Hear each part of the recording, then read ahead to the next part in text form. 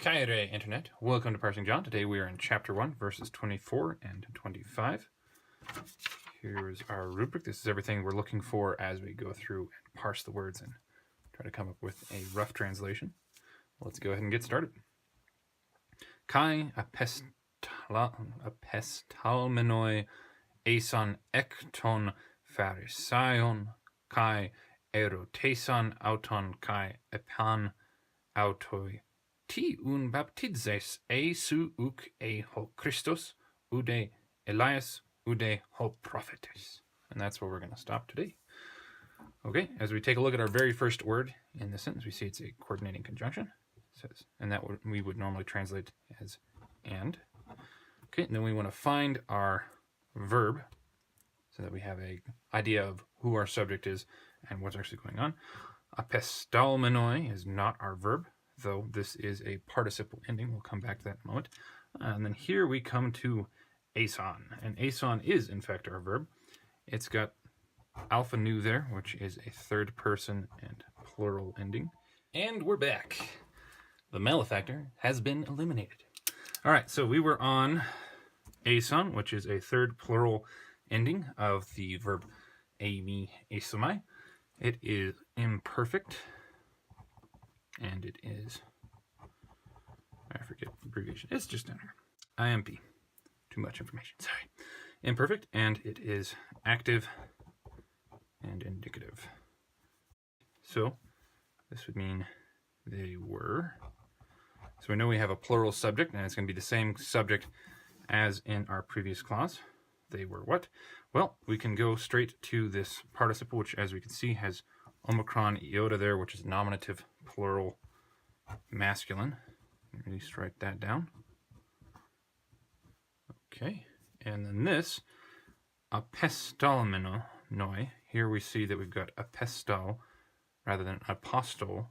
So this tells us that this is going to be the perfect stem, I believe. Perfect. And menoi is a middle or passive participial ending. Middle, passive, could be either of those, and of course, participle. Okay, and since this is the word for, well, the participle form of apostle, to call or to send out as an ambassador, we are not quite exactly sure what to do since we've got both middle and passive as options. So let's go ahead and take a look at the rest of the sentence, see if the context can help us out. Ek is a preposition. It takes the genitive as its object. You see ton pharisaion, that omega nu there is a genitive and it's plural, and this is masculine, of course. From the Pharisees, I think it's two E's. Pretty interesting word. Okay. As we take a look back at this, we have, of course, our two options. And this could just be my memory failing over which exactly this one means. So it could mean that, and they were called from the Pharisees, or they were sent out, and with the idea of as an ambassador by the Pharisees. And I think sent out is probably going to be the more likely one, which means the passive version is probably what this is. So, having been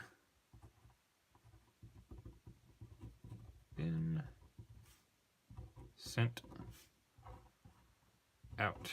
Okay. Now, as I understand it, with the perfect tense as opposed to the aorist tense in Greek, there's a slightly different idea behind them. The aorist tense in Greek is a one-time completed action in the past, roughly equivalent to the Latin perfect tense. Whereas the perfect tense in Greek, I believe, is supposed to have a past tense action that is completed but has present tense effects. So if you can figure out how to include that in your translation, you should probably be very, very careful about that. Don't step far off into the bushes, if you will, of something that's uncertain, especially since I can't remember exactly how that works, and I also can't remember what page to reference in any specific book about that. It's probably in a textbook. Last time I looked through mine, couldn't find it. All right, let's move on. And they were having been sent out from the Pharisees. Let's put the word they in there. verse 25. Kai, pretty easy.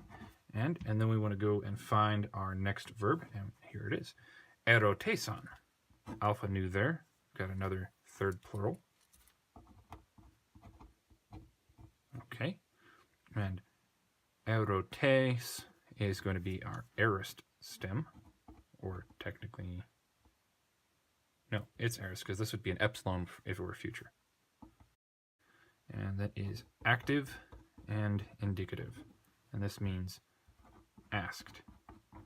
Specifically, they asked. And they're going to ask a direct object. Auton here, omicron nu, is accusative, and it is singular, and masculine, referring back to John. So they asked him. Kai, another coordinating conjunction, pretty easy. And here we come to apan. Apan has another alpha nu, which is, we've seen beforehand, is third person plural, and this is the aorist stem. It's active and indicative. They said. Autoi, we've got the sub iota over here, so that tells us that it is a dative singular with omega. And since we know this is masculine referring back to John, this one is also going to be masculine. They said to him the indirect object, comma. All right, and then we've got T, which is introducing a question. So you can also see from the semicolon there, punctuation for questions in Greek, so we're going to add in quote marks. T, as we've seen before, and I think I failed to write down at all, is a either nominative or accusative singular neuter, and we would determine which one based on the verb.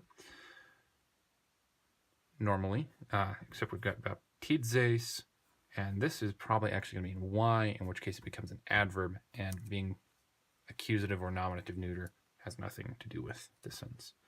But we'll have to leave that as is, blank, that is, until we figure out more of the context. Okay, un is easy, just means therefore. Baptizes, ace, is a second person, it is singular. Baptiz is our present stem, and it is active and indicative. So if you've got a question, we're going to say, do you baptize?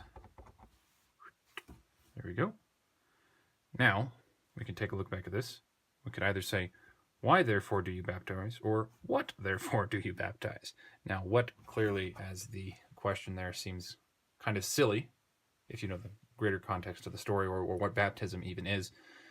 One does not baptize, I almost said couch, but we know that there is a reference to that in one of the Gospels. So, one does not baptize rocks. There we go. So why is probably the one that we want here. If we need to change based on further context, we of course will come back and do that. Why therefore do you baptize? A. And take a look here, we've got another A. Note that this one doesn't have a accent mark. No grave, no acute, no circumflex, where this one does. And this tells us that A here is a verb, so if you were trying to say you should do rise and fall, A is a verb, whereas this one, without the accent mark, just A, is a word that means if. Forget exactly what type of word that is. A lot of these are particles, so which means they're not translated into English. Consider none, num, or ne in Latin. But I don't remember what this one is because we do translate it.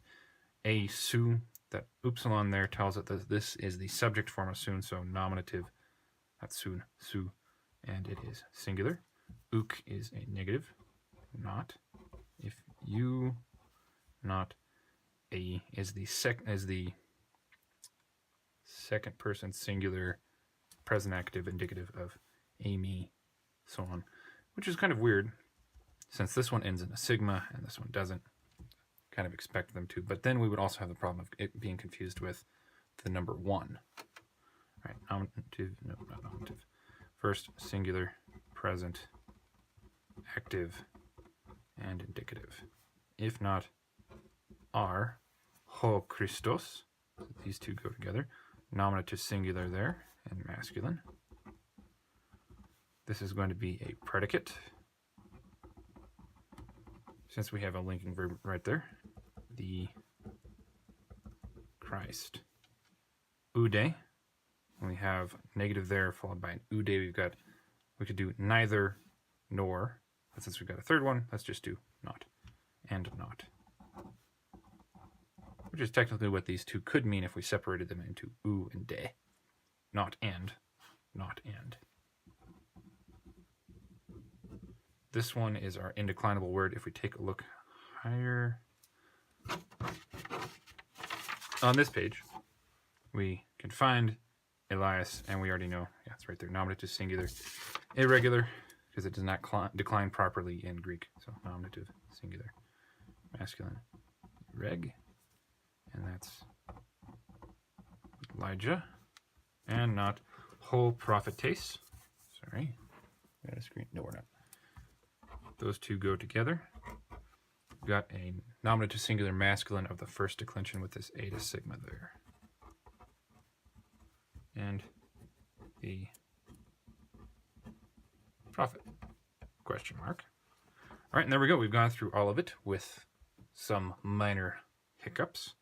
Y does seem the most likely, at least to me. I'm going to put, well, without the further context of the next passage, it's not safe to put quote marks there until we're sure that they're done, so I'm going to leave that blank at the moment. But anyway, let's go ahead and read the English all the way from verse 19. I remember to grab it, as you can clearly see. Put the rubric aside. Okay, this is what we have as our translation from the beginning of this passage. And yes, we are on the screen. And this is the witness of the John. When the Jews sent out to him from Jerusalem priests and Levites, in order that they may ask him, "Who are you?" And he confessed, and he did not deny, and confessed because, quote, "I am not the Christ." And they asked him, "What therefore?